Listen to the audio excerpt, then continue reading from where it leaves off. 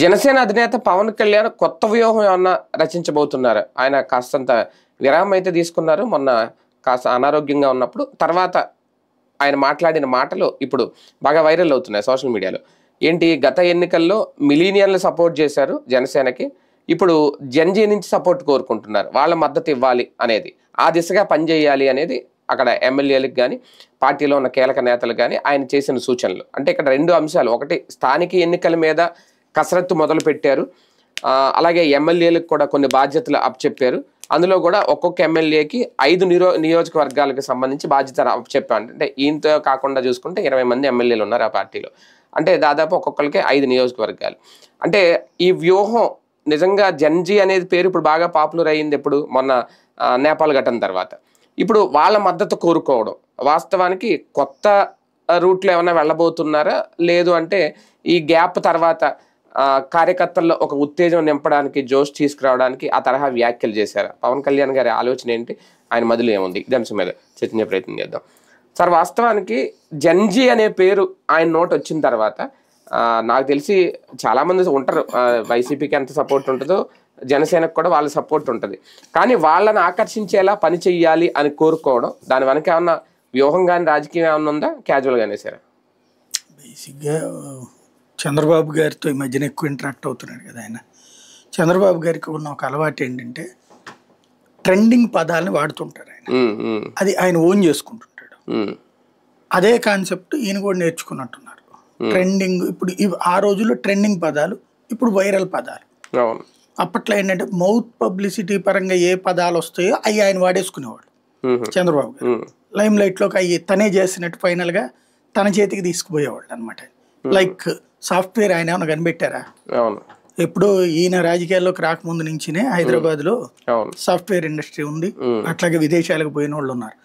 అమెరికాకి అసలు విదేశాలకు వెళ్ళిందే చంద్రబాబు వలన, లేకపోతే సాఫ్ట్వేర్ నేర్చుకుందే చంద్రబాబు వల్ల, లేకపోతే సత్యనాథేళ్ల కూడా ఈయన చూసి ఇన్స్పైర్ అయ్యారు. ఇట్లాంటి ఏంటంటే ఎంత డీటెయిల్డ్గా ఎవడో చర్చించడు. ఇది వాస్తవంగా ఏంటంటే కార్పొరేట్ ఎడ్యుకేషన్ నుంచి వెళ్ళినటువంటి బ్యాచ్ ఓ రకంగా దాన్ని ఏమంటారంటే బ్రాయిలర్ కోళ్ళ బ్యాచ్. వాళ్ళకి మిగతా లోక జ్ఞానం ఉండదు. ఆ ఎడ్యుకేషను, ఆ సబ్జెక్ట్ మీద మంచి కమాండ్ ఉంటుంది. దానివల్ల ఉద్యోగాలు, ఉపాధి అవకాశాలు పొంది వెల్ సెటిల్డ్ అయ్యారు దేశ విదేశాల్లో. ఫైనాన్షియల్ స్టేటస్ నుంచి ఎదిగినటువంటి వాళ్ళు, దానికి ఎడ్యుకేషన్ తోడయ్యి వెళ్ళినటువంటి వాళ్ళు. వాళ్ళకి మిగతా లోక జ్ఞానం లేదు కాబట్టి ఆ లోక జ్ఞానం వీళ్ళు ఇస్తారు. అదే ఫీడ్బ్యాక్ అనమాట. మనం చిన్నప్పటి నుంచి స్కూల్లో, కాలేజీల్లో, గవర్నమెంట్ కాలేజీలు, గవర్నమెంట్ స్కూళ్ళల్లో వీటిట్లో 100 రకాల మనస్తత్వాలు చూస్తాం. దానివల్ల మనకు ఒక అవగాహన ఉంటుంది. ఈ కార్పొరేట్ ఎడ్యుకేషన్లో ఉన్నటువంటి వాడి అవగాహన ఎంతవరకు ఉంటుంది? అమ్మ నాన్న ఫీజు కట్టారా లేదా, కట్టకపోతే కాలేజీలో ఎంతవరకు చూస్తారు? వాళ్ళకి కష్టాలు ఉంటాయి. మెస్సులో భోజనంలో కూర సరిగ్గా లేదు, ఇట్లాంటివి ఉంటాయి తప్పించి ఒరిజినల్ గా తిండి లేకపోతే ఎట్టుంటది, డబ్బులు లేకపోతే ఎట్టుంటది, లేకపోతే గనక రాజకీయం అంటే ఏంటి, పాలన అంటే ఏంటి, ప్రభుత్వం అంటే ఏంటి, ఇట్లాంటి అవగాహన ఉండదు. వాళ్ళందరికీ డార్లింగ్ చంద్రబాబు గారు అట్లాంటి వాళ్ళకి. అట్లాగే అమ్మ నాన్న రాత్రి పగలు కష్టపడితే ఆ కష్టపడిన దాంట్లో నుంచి అంతో ఇంతో ఇస్తే వాటితో సినిమాలకు పోయి అంతకైతే వాళ్ళని గదమాయించి నువ్వు ఇస్తావా లేదా, మా పవన్ కళ్యాణ్ అంటే హీరో అని ఇంటి వాళ్ళ మీద ఒత్తిడి తెచ్చిను, లేదా చిన్నప్పుడే ఎడ్యుకేషన్ పరంగా సక్రమంగా ఎదగక ఆటోలు దోలుకుంటాను, చిన్న చేతగా పనులు చేసుకుంటున్నటువంటి వాళ్ళు. ఇప్పుడు కొన్ని టాపిక్స్ మనుషుల్ని కలుపుతాయి. ఇప్పుడు నాలాంటి వాడికి ఓ 10 మంది కూర్చోవాలి అంటే కాస్త ఈ లోక జ్ఞానం గురించి మాట్లాడు, వీళ్ళు కూర్చోరు, ఎవరికాడు ఎక్కడో కూర్చుని ఉంటారు. అంతే తప్పించి అదే మందు దగ్గర చూడండి, మీకు ఖచ్చితంగా ఫ్రెండ్షిప్ వస్తుంది.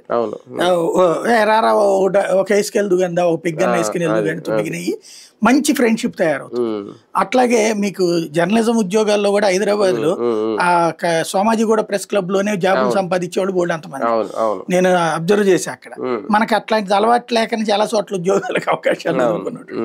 అట్లాగే దాన్ని ఏమంటారు, ఈ సిగరెట్ దగ్గర ఒకళ్ళకొకళ్ళు కూర్చుని ఫ్రెండ్షిప్లు బాగా పెరుగుతుంటాయి. సిగరెట్, మందు, సినిమా, ఈ 3 ఫ్రెండ్షిప్లకు ఒక కేంద్రం. నలుగురిని కలుపుకోవడానికి ఒక కేంద్రం. అవును అవును అట్లాంటి వాటిలో పవన్ కళ్యాణ్ అనేటటువంటిది ఒక వ్యసనం. ఆయన అది అంతే. ఆయనే ఒక సిగరెట్, ఆయనే ఒక మందు. కాబట్టి ఆయన అందులో ఒక బ్యాచ్ ఆయనకు ఉంటది. వీళ్ళు అదే తరహా ఆలోచిస్తారు తప్పించి మా పవన్ కళ్యాణ్ ఇట్లా తిట్టాడంటే ఆయన కరెక్ట్ గానే తిట్టుంటాడు రా, ఆయన పొగిడాడంటే ఆయన కరెక్ట్ గానే పొగిడి ఉంటాడు రా ఉంటది తప్పించి దాని వెనకాలన్న రెండో కోణం చూసే ఆలోచన ఏమీ ఉండని తరం ఆయనకుంటది. ఇది వాళ్ళ యాడెడ్ అడ్వాంటేజ్.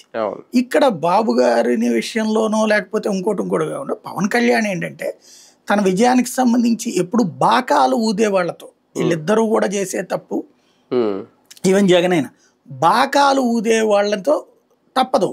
మనకి అందరు క్రిటిసైజ్ చేసేవాడిని పక్కన పెట్టుకు తిరిగితే బాగోదు, బాకాలు ఊదించుకోండి. బట్ క్రిటిసైజ్ చేసేవాడిని డెప్త్ గా మాట్లాడే వాళ్ళతో కూర్చోండి.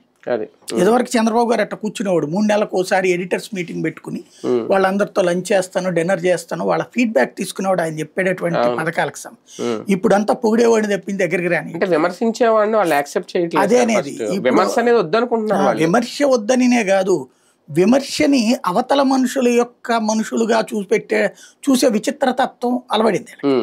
విమర్శని యాక్సెప్ట్ చేయకపోవడమే కాదు, దాన్ని ఎనాలసిస్ చేస్తే కూడా ఇది అవతల వాళ్ళకి మనిషి అనేటటువంటి ఒక ముద్రేసుకుని కూర్చునే విచిత్ర జబ్బు. ఇప్పుడు ఒక లోపాన్ని ఎత్తి చూపిస్తుంటే అది లోపం అనేది క్లియర్ గా కనిపిస్తోంది, కానీ నువ్వు ఎత్తి చూపిస్తున్నావు నీలో ఏదో లోపం ఉంది, లేదంటే నువ్వు అమ్ముడుపోయా ఎవడికొకడికి డబ్బులు తీసుకున్నావు, ఇది యాక్సెప్ట్ చేయలేకపోతున్నా. అదే దాని వల్ల వాళ్ళు నష్టపోతారు కానీ ఏం కాదు. ఇప్పుడు 2014 నుంచి 19 దాకా ఆయనకి మనం సలహా చెప్పేది నచ్చలేదు, తర్వాత ఆయన నష్టపోయాడు. జగన్ కి మనం బోల్డ్ సలహాలు చెప్పాం, ఏది ఆన్ స్క్రీనే, వాళ్ళకి వెళ్ళలేదు, ఆయన దగ్గరికి రీచ్ అయిందో లేదో తెలియదు, ఎక్కలేదు, పాటించలేదు. పాటించిన వరకు బాగానే ఉంది, పాటించింది ఫెయిల్ అయినాయి. ఏమవుతుంది దానివల్ల? ఇప్పుడు అయ్యే కదా చర్చకు వచ్చినటువంటి. ఇవాళ అయినా సరే ఈ ప్రభుత్వానికి ఇదిగో ఇది మంచి అంటాం, ఇది చెడు అంటాం, దాంట్లో నువ్వు కూడా సమీక్షించుకో, తప్పేం లేదు. అని చెప్పిందే ఫైనల్ అంటలేదు, నువ్వు కూడా సమీక్షించుకో. ఇక్కడ పవన్ కళ్యాణ్ సమీక్షించుకోవాల్సింది ఏంటంటే చంద్రబాబు మీద వ్యతిరేకత ఉంది, జగన్ మీద వ్యతిరేకత ఉంది. ఆ టైంలో ఒక ఆల్టర్నేటివ్ కోసం తనని ఎంచుకున్నారు జనం. అయితే తనకి గ్రౌండ్ నెట్వర్క్ లేదు కాబట్టి, ఆ గ్రౌండ్ నెట్వర్క్ ఉన్న తెలుగుదేశంతో పొత్తు పెట్టుకున్నాడు కాబట్టి తనకి 100% విన్ ఎందుకు సాధ్యమైంది? అదే తెలుగుదేశానికి ఎందుకు రాలేదు 100%? బీజేపీకి ఎందుకు రాలేదు 100%? అంటే అంతగా నిన్ను నమ్మారు జనం, ఇక్కడ కులాలకు అతీతంగా నమ్మారు. కాబట్టి ఇక్కడ కాన్సెప్ట్ గుర్తుపెట్టుకోవాల్సింది, నిన్ను నమ్మడానికి కారణం ఆల్టర్నేటివ్ పాలిటిక్స్ అనే పాయింట్.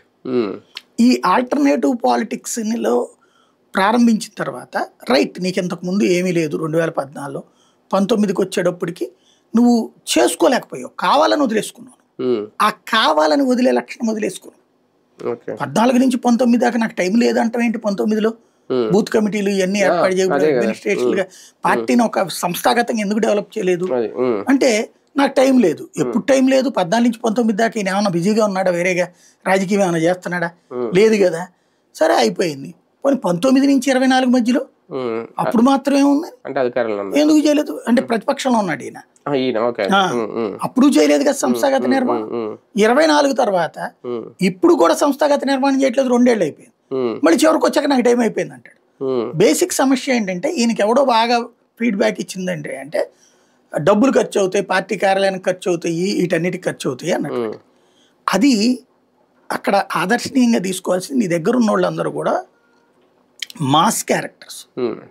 వీళ్ళు అవసరమైతే నువ్వు ఒక ఆఫీస్ అక్కడ తీయించి పెడితే ఎవడో ఒక నీ పార్టీ వాడు నువ్వు అక్కడ ఒక ఇన్ఛార్జిని పెట్టావు అనుకో నియోజకవర్గానికి, ఆ ఇన్ఛార్జి పార్టీ కార్యాలయానికి డబ్బులు పెట్టుకుంటాడు. నువ్వు బూత్ కమిటీలు అయ్యి, మండల కమిటీలు అయ్యి, వాళ్ళు అక్కడ రోజు ఏదో ఒక యాక్టివిటీ ఉండేలా చెయ్యి, వాళ్లే డబ్బులు పెట్టుకుంటారు. ఇప్పుడు మండల కమిటీ వేసుకున్నాడు 2 సమోసా టీ ఇవ్వలేడా? బిర్యానీలు పెట్టాలంటే అది ఓపికన్నోడు పెట్టుకుంటాడు. దెన్ అది ఒక ఎదుగుదలకి సోపానం అవుతుంది. ఇప్పుడు తెలుగుదేశంలో అయితే కనుక భోజనం ఏర్పాటు చేస్తారు, వైసీపీ వాళ్ళు భోజనం ఏర్పాటు చేసుకుంటారు వాళ్ళ పార్టీ మీటింగ్ లో. నీ వాడు కూడా భోజనం ఏర్పాటు చేసుకునేవాడు తయారవుతాడేమో నీకు, అప్పుడు వాడి స్తోమత అది తెలుస్తుంది కదా నీకు. ఇది నువ్వు పార్టీని సంస్థాగత నిర్మాణం చేయాల్సిన తీరు. అది వదిలేసి ఇప్పుడు ఇవాళకి కూడా ఏమంటున్నాడు ఆయన, 5 జిల్లాలకు ఒకళ్ళు ఉండాలా, 10 జిల్లాలకు ఒకళ్ళు ఉండాలా. ఇంకొకటి వాళ్ళు అసలు ఏం కోరుకుంటున్నారు? నీకు ఏదో టెక్నాలజికల్ గా అద్భుతమైనటువంటి టాలెంట్ ఉంది మాకని చెప్తున్నారు కదా, అందరికీ తలకో పేపర్ ఇవ్వండి. మీ అభిమానులకి ఇప్పుడు 14 లక్షలు 15 లక్షలు వీళ్ళ ఇది తీసుకుని ఉన్నారు సభ్యత్వం. వాళ్ళందరికీ మీకు అసలు పార్టీ నుంచి ఏం ఆశిస్తున్నారు, రాష్ట్రంలో మీరేం కోరుకుంటున్నారు, మీరేం చెప్పొద్దు, ఆప్షన్స్ ఇవ్వద్దు, ఏబిసిడీలు. వాళ్ళు ఏం కోరుకుంటున్నారు అదొక 5 పాయింట్లు, ఇదొక పాయింట్లు ఏమని అడగండి. ఇవన్నిటి కంప్యూటరైజ్ చేయండి, టోటల్గా స్క్రూటినీ చేయండి. ఇవాళ ఆర్టిఫిషియల్ ఇంటెలిజెన్స్ వచ్చింది కదా, దాని ప్రకారం ఇవి స్ట్రీమ్ లైన్ చేస్తే ఏది ఎక్కువ కోరుకుంటున్నారో ఆ 5 అమలు చేయండి. ఏది ఎక్కువ కోరుకుంటున్నారో అది టెక్నాలజికల్ వాడుకున్నట్టు ఉంటుంది, వాళ్ళ మనోభావాలు గుర్తించినట్టు ఉంటుంది. అట్ ద సేమ్ టైం సాధారణ ప్రజలను అడగండి. ఇప్పుడు ఇవి వచ్చినాయి కదా సెల్ ఫోన్స్, వాటిట్లో 2 ఆప్షన్స్ ఇవ్వండి. మీరు ప్రతిదానికి కూడా పబ్లిక్లో అడగండి, ఈ అంశం మీదన ఏంటి, ఈ అంశం మీదన ఏం కాదు. ఇది ఒక ఆస్పెక్ట్. రెండోది, నీ సంస్థాగత నిర్మాణంలో నీ వాళ్ళు సఫర్ అవుతున్నది ఏంటి అంటే, నువ్వు పొందుతున్న గౌరవంతో నువ్వు తృప్తి పొందుతున్నావు, కానీ నీ కింద వాడిని అవమానిస్తున్నారు, అసహించుకుంటున్నారు, దూరం పెడుతున్నారు, వాళ్ళని ఎదగనీయకుండా చేస్తున్నారు. ఇంకప్పుడు నువ్వు నాయకుడు ఎట్టవుతావు?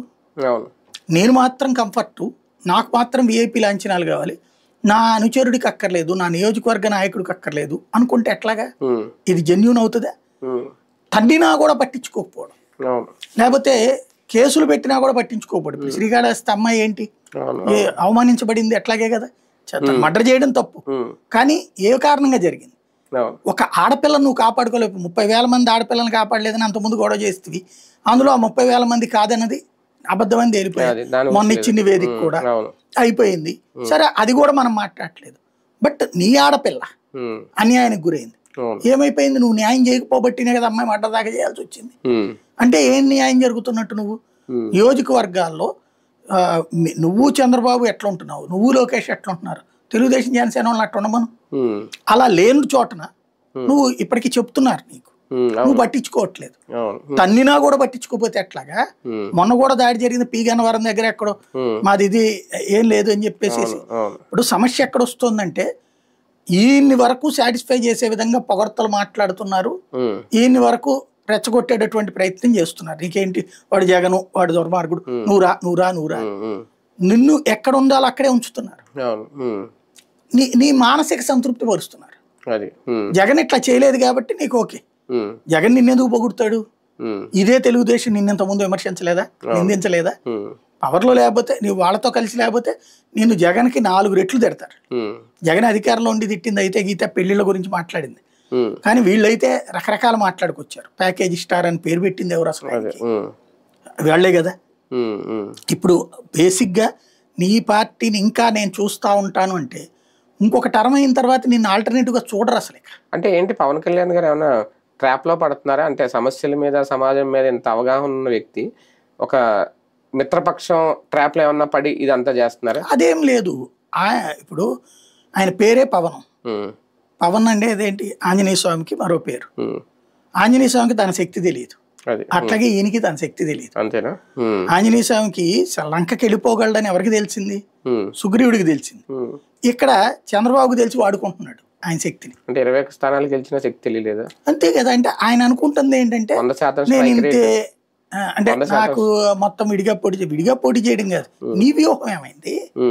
నువ్వెందుకు వ్యూహాలు పన్ను? ఇప్పుడు ఇదేం వ్యూహం సార్? ఇప్పుడు ఐదు నియోజకవర్గాలు ఒక్కొక్క ఎమ్మెల్యేకి, అంటే దాదాపు 100 నియోజకవర్గాలు.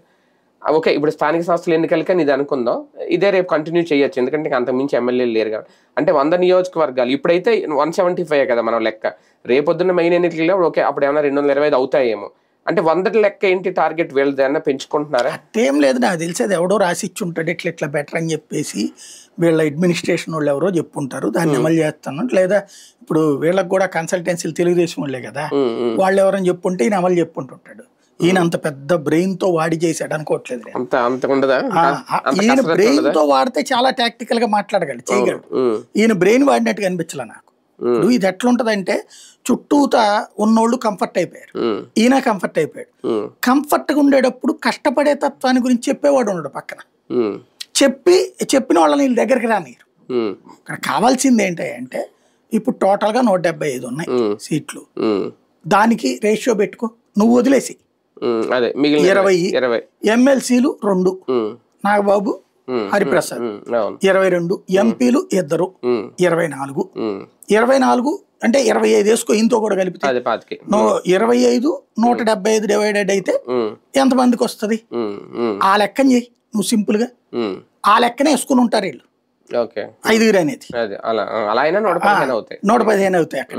అట్లా కాకుండా దానికి లెక్కను నువ్వు ఆ రేషియోలో వేసుకో, 25 175 ఆ లెక్కని ఇవ్వడంతో పాటు అసలు ఏమైపోయినాయి నాకు తెలియక నా సమన్వయ కమిటీలు అసలు అది ఎప్పుడు సమన్వయ కమిటీలు అండి బాబాయ్.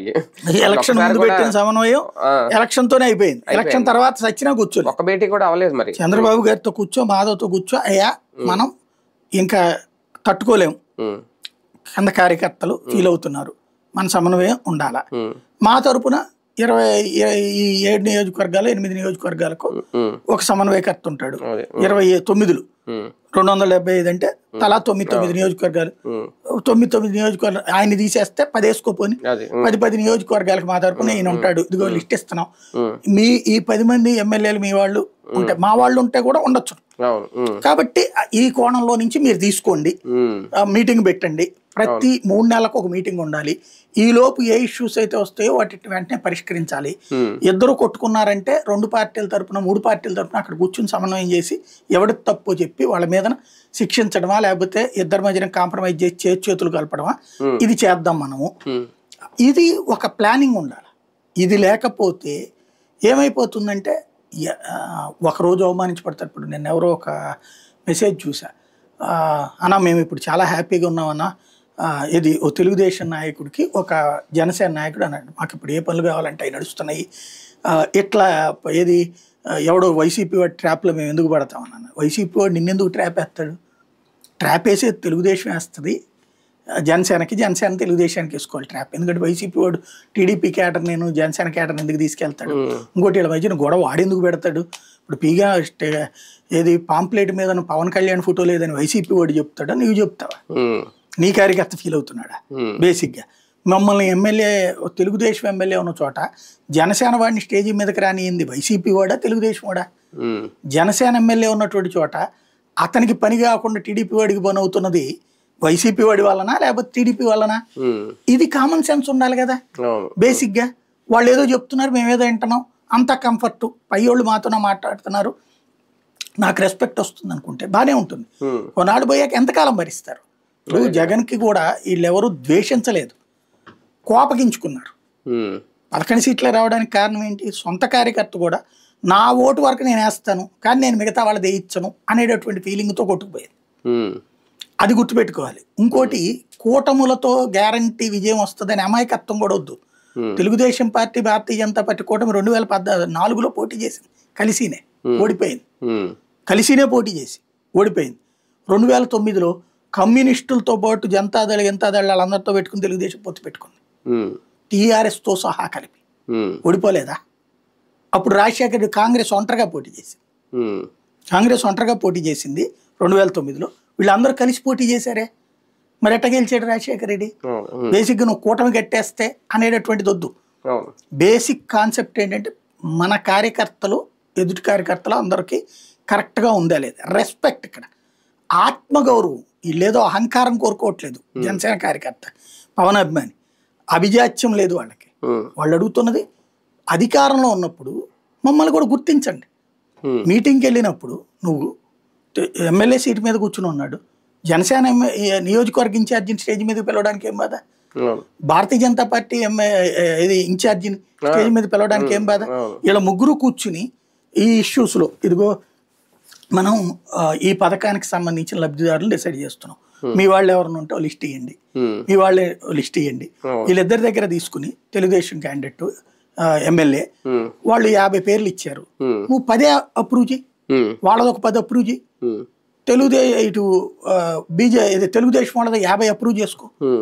ఆ రేషియో ఇంతకుముందు నీ సీట్ల పరమైన రేషియో 7% 10% ఏదైతే ఉందో దాని ప్రకారమే మూవ్ అవ్వరు. అది ఆ రేషియోలో మేము చేస్తున్నాం మీకు అని చెప్పండి, వాళ్ళు చెప్పాలి, వీళ్ళు కూడా అడగాలి ఆ రేషియో. అప్పుడు నెక్స్ట్ రేషియో పెరగాలన్న కోరిక వీళ్ళకి ఉంటుంది. ఇది కాకపోతే రేపు పొద్దు నియోజకవర్గాల పునర్విభజన వచ్చాక అప్పుడు మనకు 40 సీట్లు వస్తాయంటే, నియోజకవర్గ పునర్విభజన అయ్యాక నీకు 40 సీట్లు వస్తాయి, నీ లెక్క ఏంటి? ఇంకా నీ స్థాయి ఏంటి?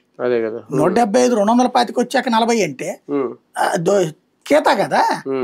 ఇప్పుడు నువ్వు 175లో 20 తీసుకున్నాం అంటే 10 మీదన ఒక 3%, 15% వేసుకుందాం. పోనీ 15%, అప్పుడు కూడా 15 కావాలి కదా 225కి వచ్చినప్పుడు. అట్లాంటి లెక్కలు వేసుకోవాలి. బేసిక్ కాన్సెప్ట్ నడుస్తున్నదల్లా ఏంటంటే పవన్ కళ్యాణ్కి కంఫర్టబుల్ సీట్లో నుంచి మాట్లాడుకుంటున్నాడు ఆయన. అంతే, కంఫర్టబుల్ కాదు, నెక్స్ట్ స్టేజ్ కావాలి. అంటే ఎంతవరకు ఉన్నదే కంఫర్ట్ అనుకుంటున్నారు, ఎంతకు మించిన కంఫర్ట్ కోరుకోవట్లేదు. ఇంకోటి ఏంటంటే జగన్ అట్లాగా పక్కెళ్ళిపోతే ఆ తర్వాత నేను ఆక్యుపై చేసుకుంటాను, అమాయకత్వం వదిలేసుకోవాలి. ఎందుకంటే ఓటర్ కాన్సెప్ట్లో ఇప్పుడు భారతీయ జనతా పార్టీ ఎందుకు ఇప్పటికీ స్ట్రగుల్ పడుతోంది 3 సార్లు గెలిచిన తర్వాత కూడా?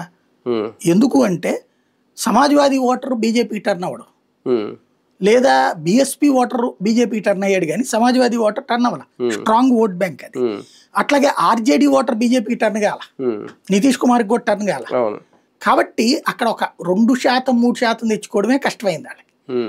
ఇక్కడ ఈయనకి వైసీపీ ఓటర్ పొరపాటున పవన్ ని యాక్సెప్ట్ చేస్తాడు? వైసీపీ ఓటర్ ఎవడో యాక్సెప్ట్ చెప్పాడు. మొన్న జరిగింది ఏంటంటే తటస్థ ఓటర్ 14లో చంద్రబాబుకి వేశారు, 19లో జగన్కి వేశారు, 24లో కూటమికి వేశారు. రేపు పొద్దున ఈ తటస్థ ఓటర్ బేసిస్ మీదనే నీ ఓటు తేడా వస్తుంది రేపు పొద్దున.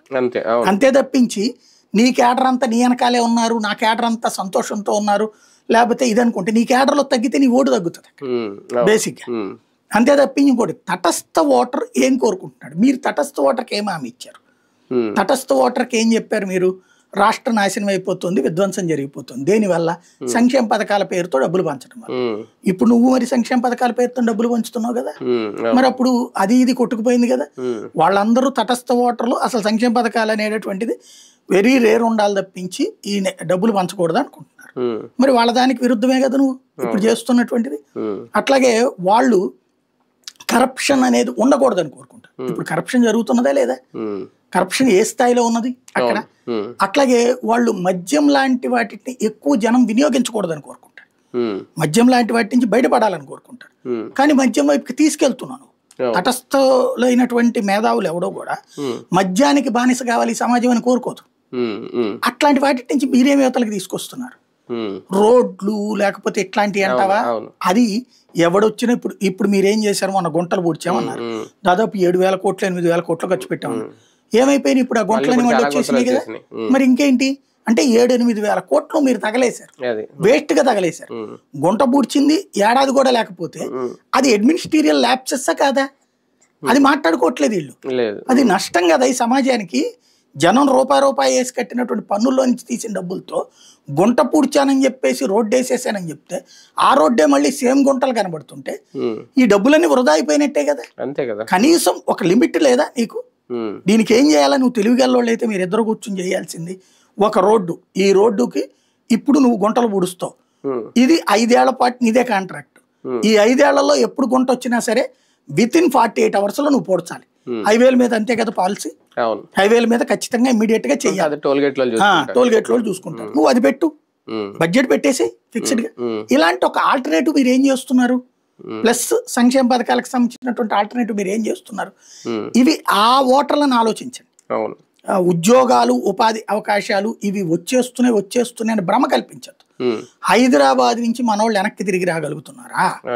బెంగళూరు నుంచి వచ్చేయగలుగుతున్నారా? చెన్నై నుంచి వచ్చేయగలుగుతున్నారా? అది ఫ్లో రావాలంటే ఇక్కడ నువ్వు పరిశ్రమ పెట్టాలి కదా. పేపర్ మీద 20 లక్షల కోట్లు వచ్చినాయి, 40 లక్షల కోట్లు వచ్చినాయి, ఇంతకుముందు కూడా వచ్చినాయి పేపర్ మీద. అవన్నీ ఎగ్జిస్ట్ లోకి రావాలి, ఇక్కడికి వచ్చి ఉద్యోగాలు పెట్టాలి. మళ్ళీ అలో మ్యానుఫ్యాక్చరింగ్ సెక్టర్ లాంటి ఎక్కడెక్కడి నుంచి తెచ్చుకుంటాడు, తమిళనాడు నుంచి, బీహార్ నుంచి, అక్కడి నుంచి వాళ్ళని తెచ్చుకుంటే ఇక్కడ ఒకటికి ఉపాధి ఉండదు. కాబట్టి ఇవన్నీ ఒక సిస్టమ్ లోకి తీసుకురండి. ముందు పార్టీ అంటే జవాబుదారీతనం. ఇండివిజువల్ ప్రిపరేషన్ ఏమన్నా కనిపిస్తుందా? జన్జీ మద్దతు మనకు కావాలి, ఆ దిశగా మీరు వెళ్ళండి అనడం.